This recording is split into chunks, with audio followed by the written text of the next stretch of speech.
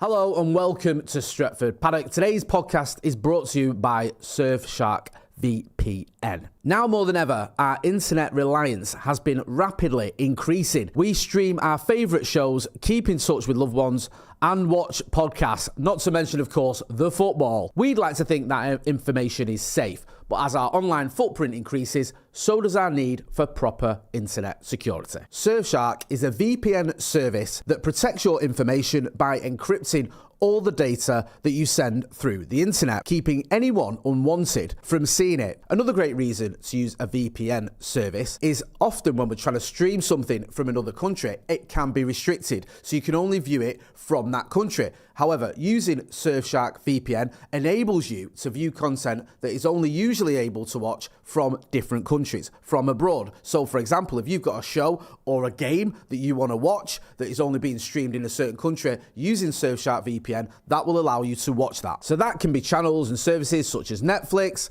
X or Twitter, Amazon Prime, all those different channels and services that you may only be able to watch in different countries. With Surfshark, you can simply solve that problem by changing your location. Also, if you do go abroad, you're on holiday, you're on the beach, and you still want to tune in to the Premier League or to any other services that you can't get while you're abroad, well, changing your location back to the UK and using your normal streaming service will enable that using Surfshark VPN. Currently, Surfshark has an amazing deal on. By using the link in the description and the promo code Paddock, which is pretty easy to remember, Paddock, you get an extra 4 months free. Surfshark also offers 30-day money-back guarantee. So use the link in the description and the code Paddock and you get 4 months free. And don't forget, you also get a 30-day money-back guarantee.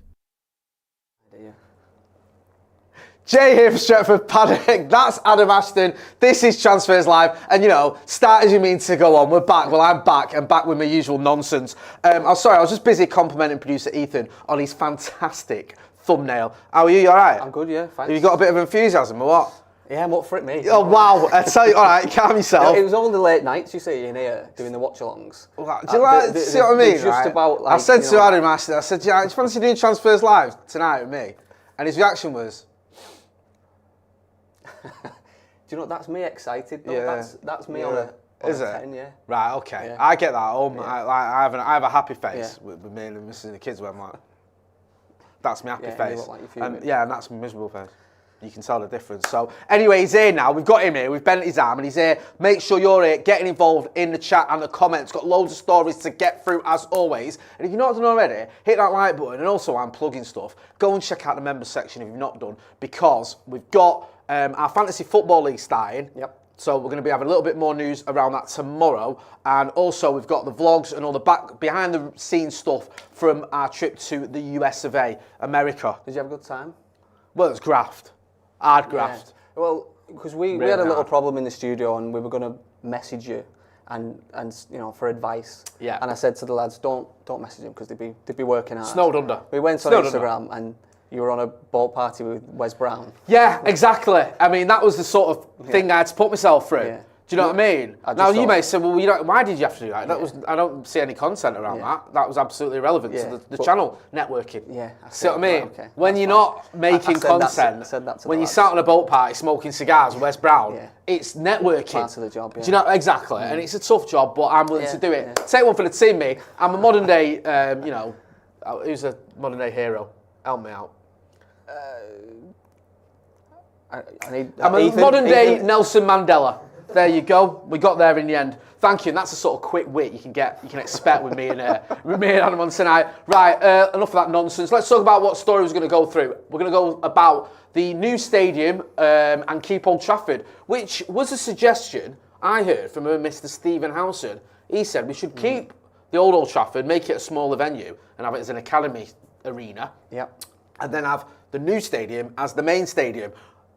You can talk us through this. Give us the pun. A chip off the Old Trafford block. Do you know what? I'm not going to lie. I think that's very good. I like it. I like it. Yeah, it's quite safe. I'm going to say, just because I remember my puns being called safe the last time I was on. So you hold on to that. I thought you'd be like a 5-year-old and have a little dig. Well, my puns don't got the name safe, so I'm going to name these puns safe. Yeah, no, it's good. Well done, Ethan. Well done. That's yeah. He's so emphatic about everything. Go on, you can talk us through this if you can be bothered. So Manchester United want to keep Old Trafford, even if the club decide to build a new £2 billion state-of-the-art stadium.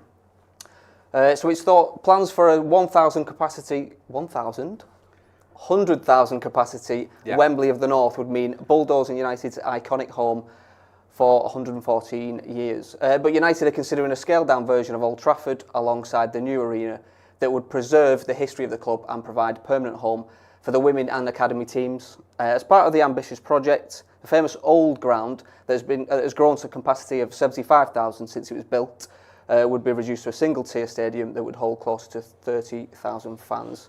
That says there the Daily Mail. I think Chris Wheeler, who's a friend of the channel, has been running that Daily Mail. Also, James Ducker's ran it as well. Two people that I rate as journalists, so that it feels like there is something in this. So what do you think? You're a fan of a newer stadium, aren't you? I am. Listen, we've been through this debate hundreds of times, but just to give you the brief outline of why I favour a new stadium. I think to revamp Old Trafford would almost be, not impossible, but so difficult. And it'd be like putting a sticking plaster on a gunshot wound. You've got the infrastructure in the actual stadium itself isn't great. The seats are close together. You've got the bits of the ceiling falling down, leaks in the roof. It's a 114-year-old stadium. How many times can you revamp it before you actually go, do you know what? We need to start all over again. And I feel that's where United are. And I also feel that if you do get to a new stadium, you build a new stadium, your history goes with you. I don't think you lose all that. And listen, I've spent 40-odd years, well, I'm telling lies, 39 years. I first went to Old Trafford in 85. 39 years got Old Trafford. Some of the greatest moments in my life have come at that stadium, right? Honestly, I'm not exaggerating. But I still feel like if we had a new stadium, I'd still get all that. Yeah. And I understand, listen, we was over in America, some of the stadiums there, you know, we had a bit of a mix of the old and the new. And some of the older ones, like the college ones, you go, yeah. The new one, I think the Sophie Stadium that everyone was going on about, I didn't really like it. I thought it was a little bit faceless, not my cup of tea. But I think you can have the best of both worlds. I'll get your opinion in a minute. I'm going to get in some of the comments. AF, who's been a member of the Academy for 32 months, says we should make the new stadium for the Academy and women and keep Old Trafford for the first team. We can play the new one while rebuilding Old Trafford history. So he's having it the other way around. Dan United 94 says, Jay, you are looking positively ravishing this evening. He's been on the brandy, hasn't he? Maybe it's just the... I think you need to clean your lenses, son. Ross Murphy says, good start. That was after me messing up. Thank you. Yeah, Ross knows the dance. Daniel Gray said, Howson called this months ago on the Brewer thing. He did. He did call it, and it's not very often to say this, but Howson was right. He said that we should basically make the current Old Trafford an academy stadium. I think he said maybe call it the Duncan Edwards, stadium or the Jimmy Murphy, something that ties you to the Busby Babes, the history of the club, and then have a new stadium. I like that. Now listen, I don't want to do anything that City do, but sometimes they do things that you go, okay, that makes sense. They've got like their CFA stadium, haven't they, across the road from the Etihad. Now it was easier for them because it was all new, but it works because you go into a stadium where if the academy or the women's team are playing and they play there, where you can have it sold out, so it's full. So if you knock Old Trafford down to 30,000, I think, was it 30,000? Yeah, 30,000. Thank you, bro. 30,000. Let's say United women play there. You can sell 30,000 tickets for the women's team. Yeah. I think we've done that at Old Trafford before. If the academy are playing, it's a big academy game, you can sell 30,000 or thereabouts. So it's a packed out stadium. Yeah. Whereas if you keep it, maintaining it, some week in, week out might be half empty. This makes so much sense that United probably won't do it. Yeah. But you can hope. And you're still holding on to the history and everything there, aren't you? You still got that. You've still got everything there as well as the new stadium. I do like this idea. I'm behind a new stadium as well. I think some people are scared of new things and they want to hold on to the past and stuff. And like you said before, revamping it, and then how long is it until we have to do it again, and is it going to start falling down again? The stadium I went to in 1985, and the stadium goes, I know it's been 40 years, but it's completely different. Yeah. And we've had big sort of rebuilding projects or revamp projects. I remember in the early 90s getting those. You won't remember because you weren't born, but that's no excuse. You should have been there. Early 90s? Oh, were you born? 1990.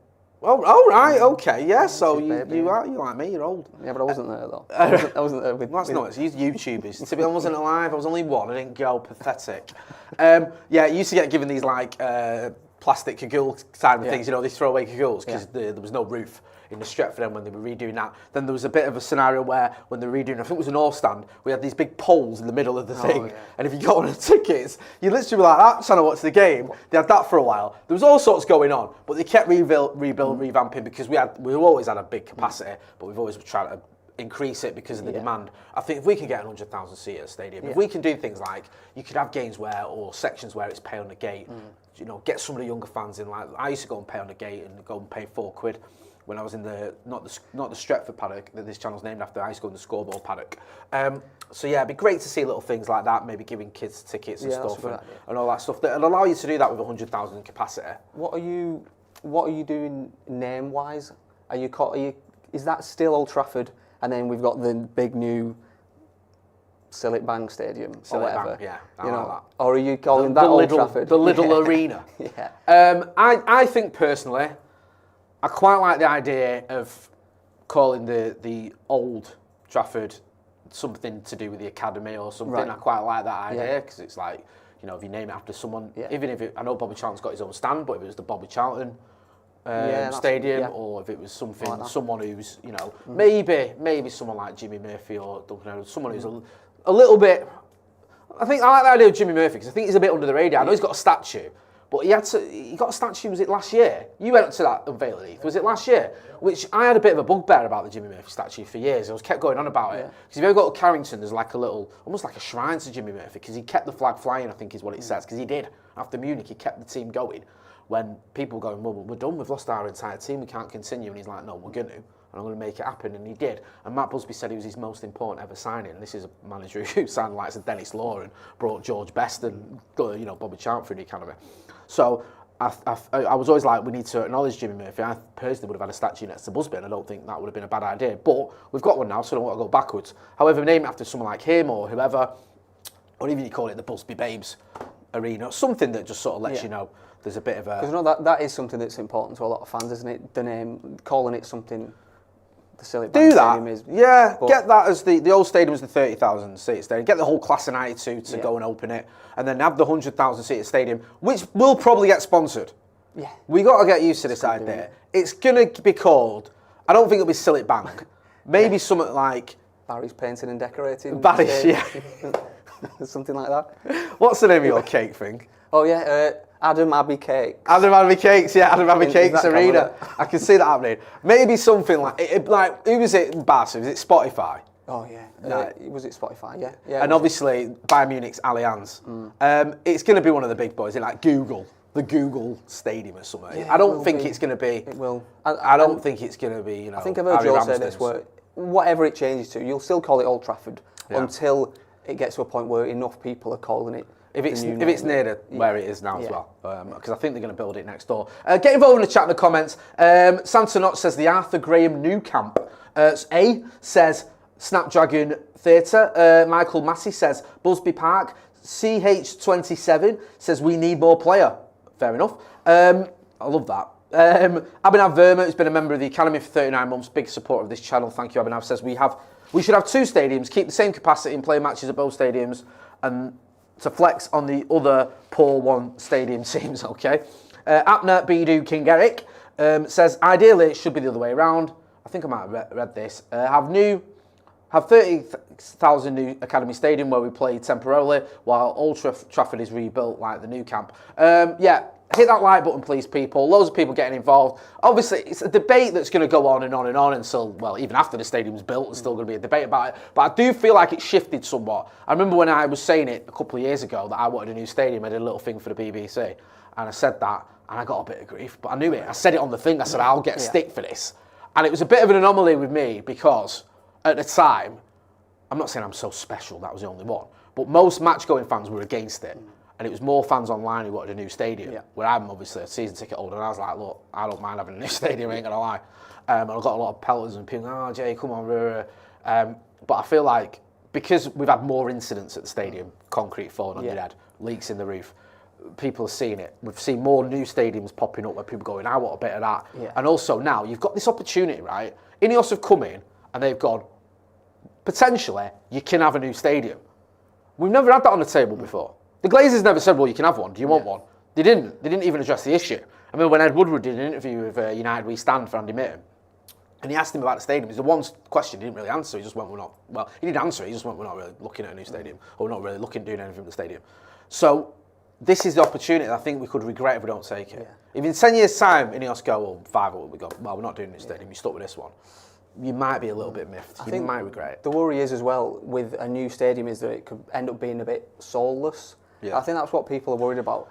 But I think you could do it right, and I think the fact that Ineos and Jim Ratcliffe being from Manchester, and he's got this task force like Gary Lineker's involved. I feel like they wouldn't necessarily let that happen. If it was a purely like money thing, we want to build this new stadium just to make a load of money off it.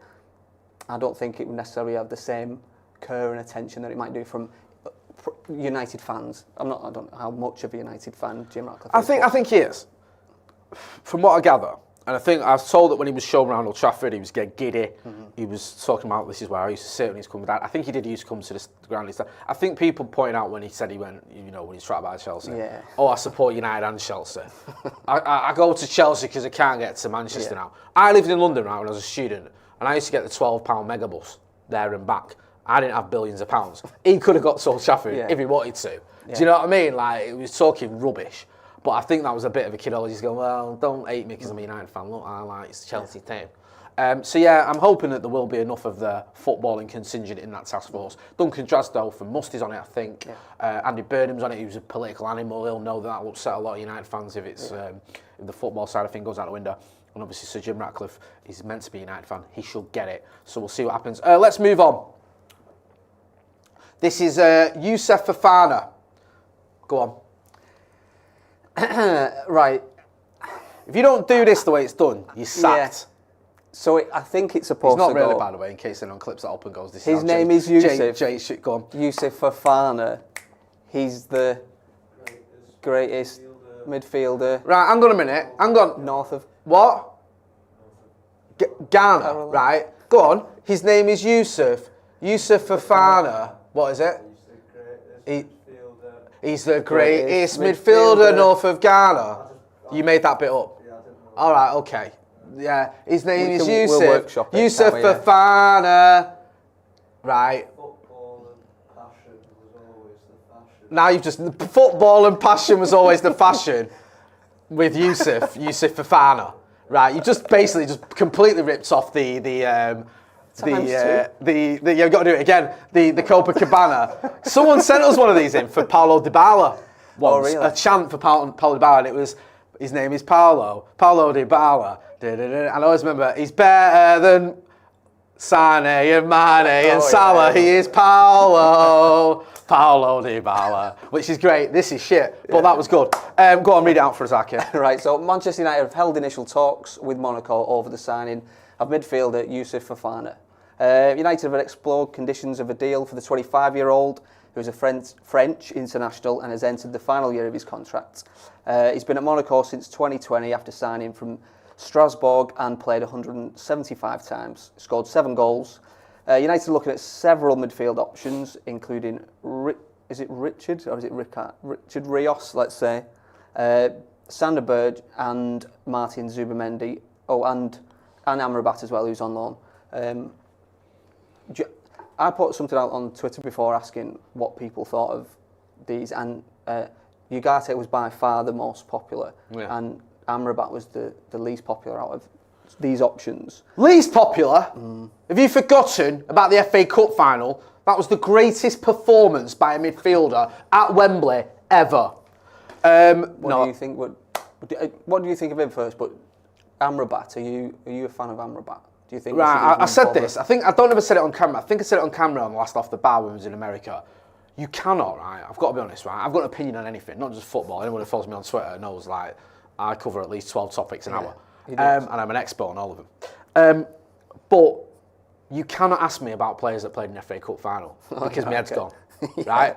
Any player that played in the FA Cup final and you say, should we keep them? My answer is yeah. Should we sign Sofiane Amrabat? Yeah. Should we sell Scott McTominay? No. Do you know what I mean? Like, I'm genuinely so pro that team that I've lost my head. My head's gone. Like, I cannot give you an objective answer about any of those players.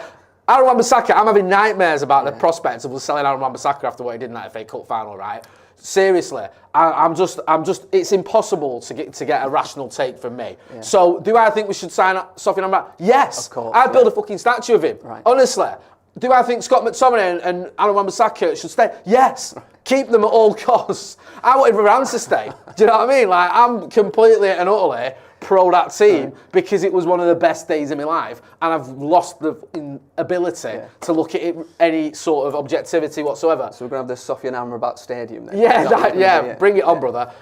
In sort of some semblance of reality, though, Fofana, I've not seen a lot of him. Scouting reports, what I've seen, people I rate, I respect. Very good midfielder. Would be a good signing if we can get him. Zubimendi, I don't think we're going to get him. I don't know if he's quite the right type of midfielder. He's slightly different from some other names in this list. And it does. I don't know if he perfectly complements Kobbie Mainoo.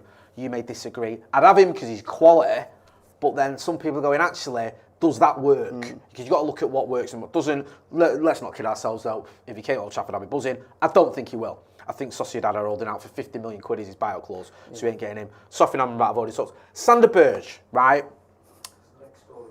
is the next story. So I'm not going to go into that. Let's have a look at what's saying. Ridwan says, Jay, saw you in Asda yesterday, but didn't want to bother you. Lol. Listen, come and say hello if you see me in Asda or any other supermarket. It must have been payday if I was at Asda. I'm usually... I'm only joking, it's smart price. So feel free. Unless you want to come and give me grief about someone that said you didn't want to agree with, then just fucking leave me alone. Santa Note says, in that case, I want Lee Martin back as a coach. Yes. If anyone doesn't know, Lee Martin scored the winner in the 1990 FA Cup final replay. What month were you born? July. Just before your time, kid. Yeah, you missed out, I think. I think it was May or June. Yeah. Witterbird says, just a question. Do you think that having a fit Shaw and Delo that United should worry about with goals? Shouldn't worry about goals, I think that says. Rashi must be delighted for having Shaw back and looking sharp. Yeah, listen, Luke Shaw coming back into the team would be huge. But my worry is his injuries. He's missed 50% of the last 5 seasons. You can't just ignore that and go, it's going to go away. If he gets injured again, which invariably every season he does, I know he had quite a decent season in Eric Ten Hag's first campaign. I think it's 47 goals in all competitions. Then you're stuck again with Malasia's gone. I quite like Harry Amas, mate. Yeah, he's been class in pre-season, hasn't he? Yeah.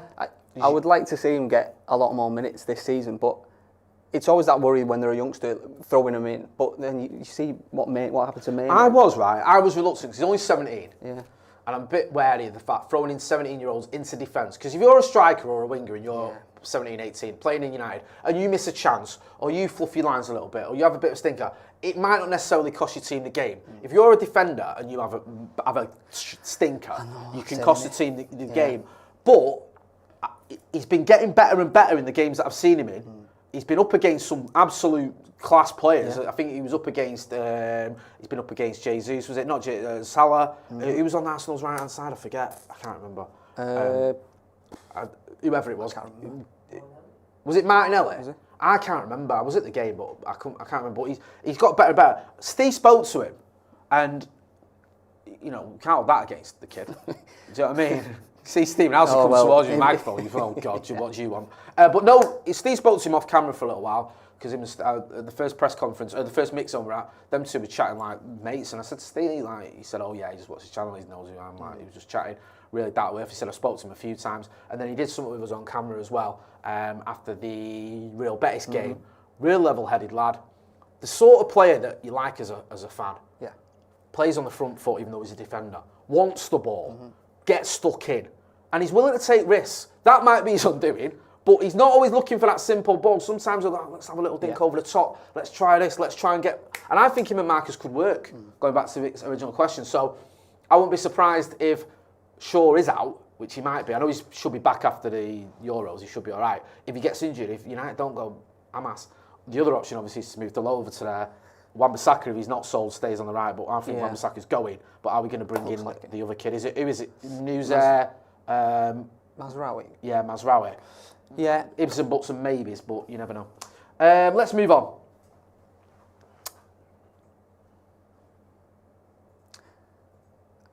I did have a hand in this, so I know what this is about. But Ethan said You're stupid if you don't get this. You didn't really. What's his name? Sander Berge. Yeah, but if you pretend it's not, if you pretend there's no E, Berge. or if you put an R on the end. Berge. Yeah. Right. You pronounce it Berge. So a happy deal. Yeah? United are considering moving Sander Berge, who Burnley are prepared to sell. A happy deal as in a happy meal. Yes. Clever, innit? It took 2 years to come up with that. Genuinely. We're tired. Yeah, you're tired. All right, listen. I'm going to let you off because you're both in the good books. Yeah? Ethan was an absolute soldier on the tour, and you've stopped signing shirts to do a bit of work around here lately, which I'm impressed with. Yep. But that, in all honesty, is piss poor. Okay. Right? Let's just learn from it and move on. Yeah. Right, okay, crack on. We'll you talk can read about that in the one-to-one. Yeah. Right, United are considering a move for Sander Berge, who Burnley are prepared to sell. He's emerged as a surprise midfielder on United's list of options, and club officials have made contact with his camp. The Norway international was relegated with Burnley last season, but ranked highly in a series of metrics, including dribbles and pressured pass accuracy. 6'5", but according to the Premier League, hit a top speed of 35 kilometres per hour, and he was the 10th fastest of all players in the last campaign. He made 37 appearances last term, and Burnley will demand up to 30 million. I like the way you edited that bit out. Yeah. Hashtag don't buy the sun. I looked at this actually because from watching him, I assumed he was more of a. Right, can I give you some insight? Go on. Right. So, my mate is a Burnley fan, and he's all right. He's not one of them that flies planes saying all lives matter and all that shit. Right. Yeah. So, I spoke to him, and he's a pretty level-headed guy. And I just said, look, I've not spoken to him like that. What do you reckon of him? Here's what he said. He's a season ticket holder. He knows his stuff. He's quite objective. He says, yes, he's excellent. Was by far our best player last season. Comfortable taking the ball with his back to play. Retains it well and got a nice turn of pace as well to get away from opponents. Physically strong. He was a little bit, not negative though, but he was a little bit more sort of balanced. He said, I wouldn't expect him to go to Man United and start games, but for added squad depth, if you have an injury, he's a very good option. He's definitely capable of starting for a side comfortable in mid-table. He was way too good for us. He went on to say he played in a double pivot alongside Josh Cullen, and Sander would be the man going man for man to win the ball. I wouldn't trust him in a single pivot as he likes to win the ball high up the pitch. So he was saying he's probably not that guy you go, right, you just sit in front of the defence and let Mainu and Bruno do their own thing. Yeah. Maybe you have him as a double, but he's a bit more the ball winner than him and Mainu, if that makes any sort of sense. Because big thank you to Robbie, my pal Robbie Kopak. His stats kind of showed that he was better defensively than Fofana, which I was quite surprised about. But what type of partner would you have for Mainu then? Would you have someone as a single pivot behind him, or? I think the thing with Mainu is he's very good at lots of things. So it's like if you're playing him deep, you're missing out on what he can do in a business end of pitch. I think ideally he's an 8. And I think with an 8 you go, right, we'll just stick someone behind him and have someone in front of him, and he's like the link up obviously between Bruno and if it was Sander Berge, then him. But Mainu can play deep and he can receive the ball well from the defender, so maybe you would ask him to drop a little bit deeper and maybe you have it as a double pivot. We'd have to wait and see how that sort of pans out. I'm just looking at Sander Berge. You two have done me here. His scouting report on FB Rep. He's quite high for his tackles, 2.28 per 90, which puts him in the top sort of third of Premier League players. Interceptions not so great, 0.69 per game. That puts him in the bottom quarter. But blocks, he's in the top quarter. Clearances is in the top 20%, and aerials, one as well, you'd expect from a big lad, is in the top 10%. Yeah. So as a sort of defensive-minded midfielder, other than interceptions, he's very good. Yeah. Lots of greens on his scouting report, which you'll attack-wise, forget it. It's not happening. Also as well though, passes completed 88.1%, or his pass completion, 83 per 90. It puts him in the top 17%. So he doesn't give the ball away a lot, and he can receive the ball well, keep hold of the ball, clear the ball well, and his tackling's good. So that kind of feels like the obvious sort of argument against him is he's just been relegated. I think this is his second relegation. Yes, he's been doing well at Burnley, but he's been a decent player in a poor team. Coming to Manchester United, and also at 26-year-olds, why have I pluralised that? At 26-year-old, why is he at Burnley? No disrespect to them. Well, you know what? Yeah, fuck it, disrespect to them. Like, they're not that good. Why is he there? 26-year-old, very good midfielders don't tend to be at Burnley. No disrespect. Well, that ship sailed, sorry. It says 30 million there. I know I've seen reports where they're saying it could be 20 million, sort of between 20 and 30. So if he is, as your mate said, only going to be a squad player, if we still keep hold of Casemiro, do you think 20 to 30 million for another squad player would be worth it, do you think? Or do you think United should just forget that and go for the next first team? Given the choice, and I'll go back to my earlier point, I'd get Amrabat back. Yeah. I would. Yeah. Because I think Amrabat, he had a bit of a stinker for pretty much the majority of his time at United, but towards the end he seemed to find his mojo. Yeah. And with him, at least you know he's capable of hitting the heights that you need from a Manchester United player. It's a bit more of a gamble with this kid, and you're probably going to have to pay more for him. So I'm not sure whether that makes sense. But if you aren't going to get somebody for an Amrabat back, and you aren't going to get a guy, and Zuma Mendy's not really an option, then for me, Sander Berge offers you something. And I do think we need an option, because I think Casemiro's done. And I think we'd be crazy to get carried away with a couple of games in pre-season when he did all right. Because even then, he still had a moment in him, didn't he? Yeah, he did. Was it against Liverpool where he looked like he was like a tanker turning on the ocean? It was terrible. Yeah. I said this at the time or in our post-match review. The trouble with Casemiro is when he makes mistakes, when he looks poor, it looks terrible. Like the Arsenal game where he was coming out of defence like he was walking, sauntering through the daisies. Then there was the one at Crystal Palace where he slid past Eze as Eze just looked at him, went, all right, see you later, and carried on running and scored. So he looks bad. I think he's done, but that's my opinion. I'm going to get into some of the comments. Glenn F says, when do you stop becoming a novice member? As I'm 4 years tomorrow. That's fantastic. I don't know. Is it automatic? I'll have to look into that. Desert Storm says, he's a hidden gem. The exact type of player we scout for. There's one for you. I mean, we need a bit of a hidden gem. That's been my biggest criticism of Manchester United. We never find hidden gems. When's the last time United signed a player and you went, oh, I didn't hear about him. When was it? I mean, I don't know, Chicharito, I always go for that. Yeah, well, you've done well there. I think you might be right. Could Xerxes be that? Because he's not kicked a ball for us yet. No, I know what I mean is, could he got the potential, I suppose, we've signed loads of people that could have been and another crap. What I mean is, he could potentially be. He could be. He wasn't like, oh, but we haven't got one, who's the have we? most expensive forward in football at the minute? We'll buy him. Yeah, but even he was like Bologna's best player, and they just true, qualified for the Champions League for the first time in their history, I think. Yeah. So even that's a bit of a. I get your point. But it's a little bit of a stretch, yeah. So other than the fact he's not kicked a ball for us, he was one of Bologna's best players. They got into the Champions League for the first time, I think, in their history. Yeah. Other than that, he's a bit of a gem. He could be, but I can't. Like even some of the players where you go, well, we haven't had many post-Fergie that have done well. Bruno. I think Liverpool and Spurs were linked with him. Yeah. Who else is there? I don't think there's anyone else that you go. No, the ones that we do get that you hadn't heard of are just, they've not been... Not very good. Yeah. There's no one that I go... Like, my favourite, one of the best signings we've done is Lisandro Martinez, but I wouldn't say he was a hidden gem. 56 million quid for a player that had just won the title again at Ajax. I'm struggling. I really am. The ones that have been like low budget haven't really done much. I think when Malacia came in, I thought that kid could have been really good, especially when you saw the clips of Ten Hag, making notes of him while he was watching him and stuff. Yeah. And he's kind of... Few people in the comments. Stuff, but. I know what you mean. Darren Cox says, hidden gems. Jay, you're forgetting Bebe. James Barry says, Ahmad, definitely. Lambert says, Diallo. Diallo potentially. Again, though, he played an hour of professional football and we spent up to 37 million quid on him.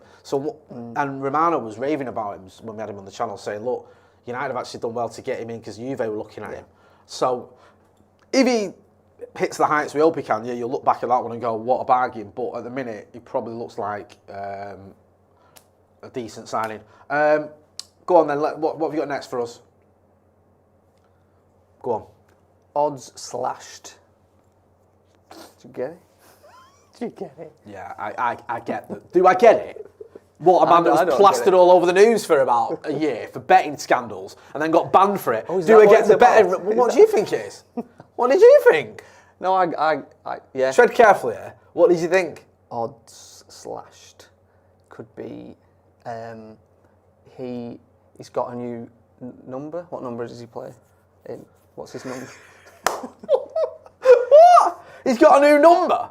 What are you on about? I don't know. Forget that. Right, okay. Odds slashed. Think you're thinking about this too much. Yeah. You're being too cerebral. He got banned for betting. It's a betting reference, producer Ethan, unless I'm wrong and he's right, and it's you two have suddenly turned so highbrow. I don't understand what you're on about. Yeah, he agrees. Right, go on. Manchester United are plotting a late window bid for Brentford striker Ivan Toney. The 20-time champions are exploring the market for a proven centre-forward, and Toney is on their shortlist.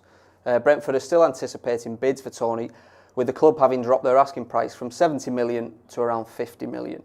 The 28-year-old has entered the final year of his contract at Brentford, which is why they're willing to sell him for a cut price. Big thank you to Berge, who's gifted Stretford Paddock membership. I don't see this happening. Do you want it? I'm not against it, but probably not for 50 million. Yeah. Like, because if he comes in, where is he going to sit in the team? Is he behind Højlund? Is he behind Højlund and Xerxes even? Or, I mean, if the only problem is, out of our front line, Mason Greenwood's gone, Martial's gone, Højlund's injured, Sancho could potentially be going. Yeah. So I feel like we do need reinforcements, but if Højlund's first choice, Xerxes, he could play as a 9 or wide or whatever, but I feel like we do need someone else, but not for 50 million. No. Not for no. I do worry a little bit about the fact he fell off a cliff goals-wise at the end of last season. He went 12 games without a goal, didn't he? Yeah. And I know that everyone loves him because of what he did for England, but it is a bit of a gamble. I mean, if you're going to get him late in the window, I'd want him late in the window for about 25 mil. Yeah. Do you know what I mean? Yeah. I'd want an absolute, where you go, deadline day, United have gone and got Ivan Toney for pennies because Brentford went, well, we're going to get an out for him if he stays and, wait till the next summer. So let's just take a punt and whatever. Or even a little cheeky, it's 25 mil and I'm trying to think, well, that defeats the object. Maybe 5 million and Scott McTominay.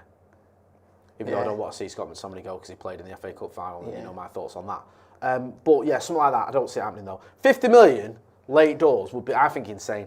Yeah, it's just too much, isn't it? It would be good to have someone as experienced in the Premier League as him in the team, but yeah, I can't see it. Can't see it happening. Someone's putting out a bit of a gamble, you said. That wasn't even intentional.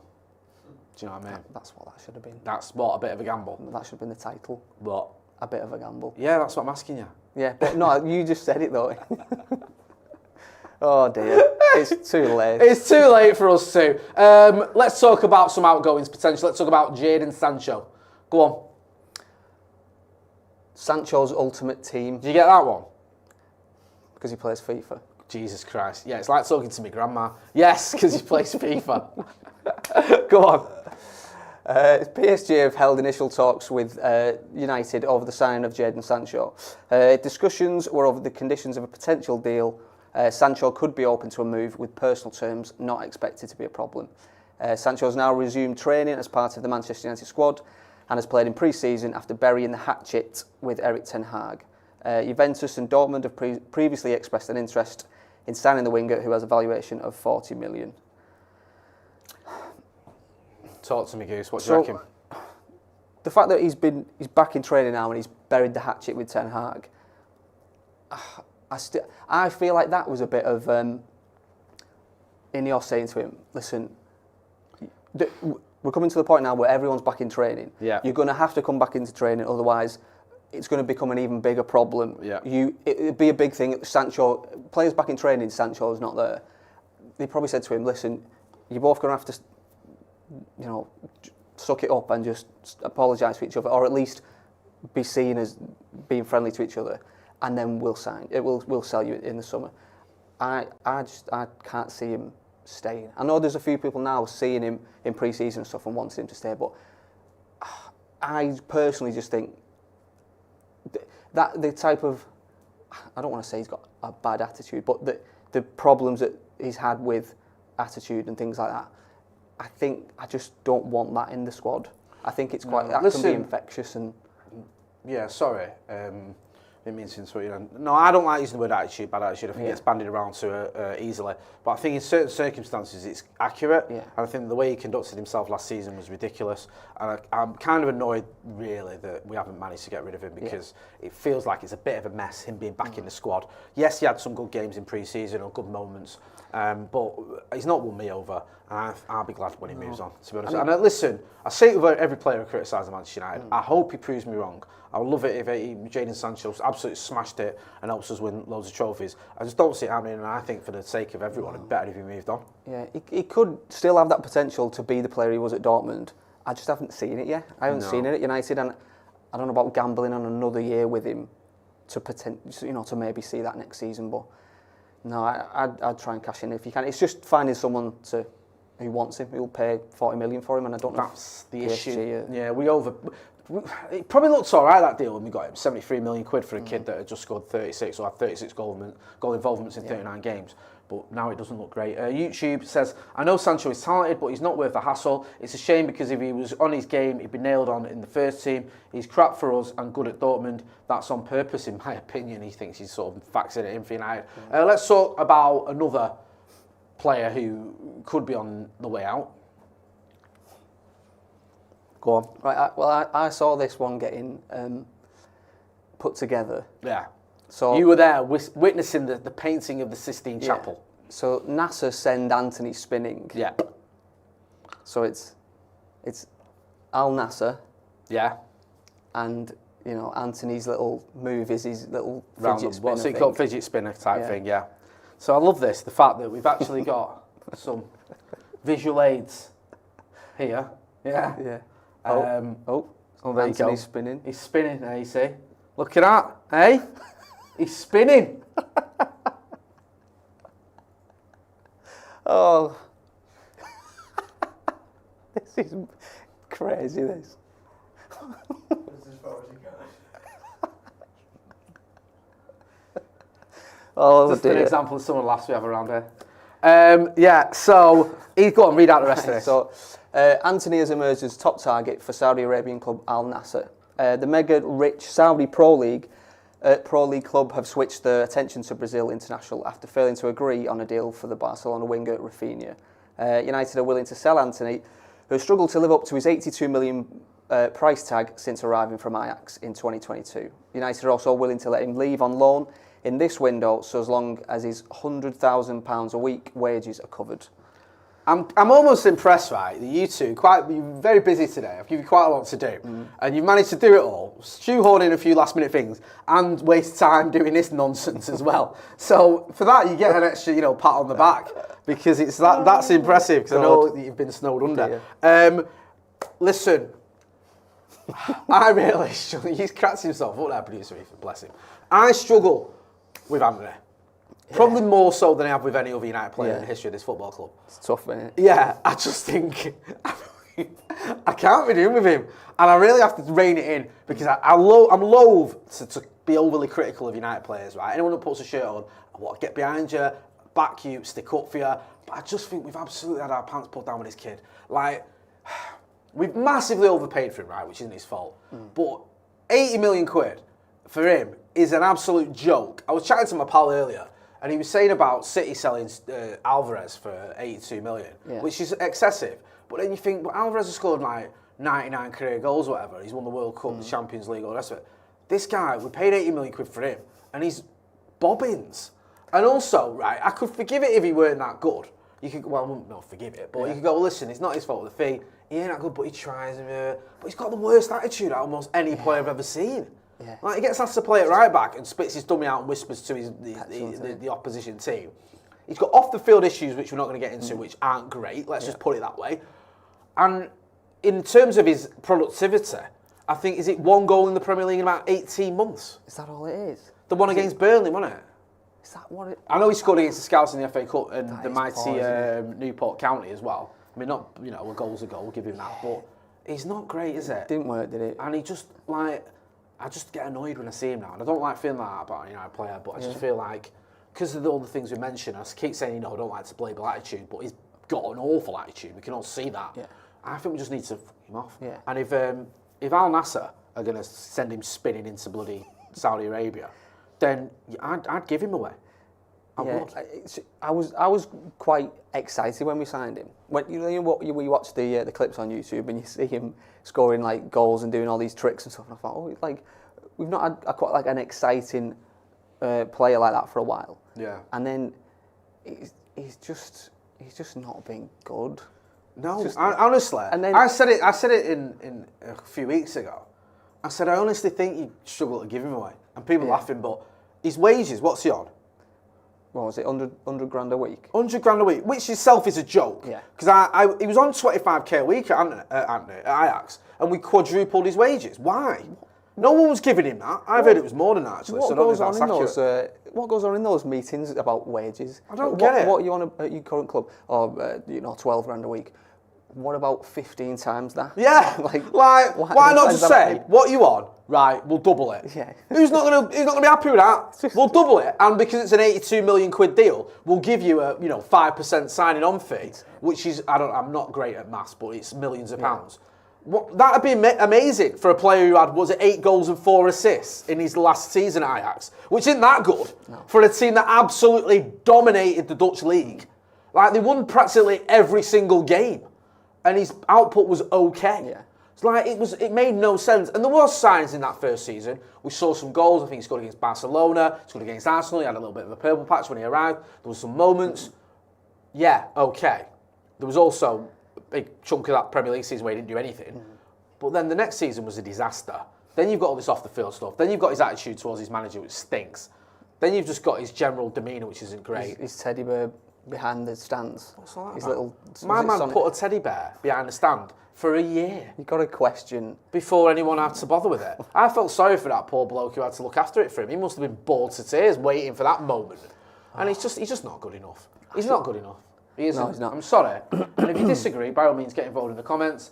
Desert Storm here, it says he whines, but he actually presses and tracks back. You know what the thing is, right, with that?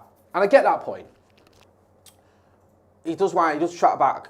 And that, I'll give him that, he does. But even then, he can be a little bit erratic because he will track back. But I remember it was at the Wolves game, he came on, and I remember I was sat there, and I said, everyone was laying into him on the watch along. Oh, yeah, he's fucking Antony.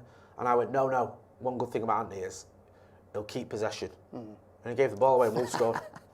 Honestly, almost as soon as I said it. It weren't a great ball from Luke Shaw, kind of put him under pressure, but he didn't do himself any favours. Divid with it with 3 players around him, lost it, and Wolves went down the other end and scored. And it looked like they were going to get a point out of the game where they should have been, United should have been home and dry, but Kobbie Mainoo scored the winner. So yeah, I'm not a big Antony fan. You may disagree. Is that your lot? Been a very productive evening. Thank you, Mr. Ashton. I've enjoyed Thanks for that. having me. Go and check him out on his cakes. What is it? What's the thing? Adam Abbey Cakes. Adam Abbey Cakes. Go and check him out. Big thank you as well to Surfshark for sponsoring his podcast. A lot of people on social media and what's going on. Bit of a scary time for a lot of people. So just, keep yourselves safe and make sure you're looking after yourselves.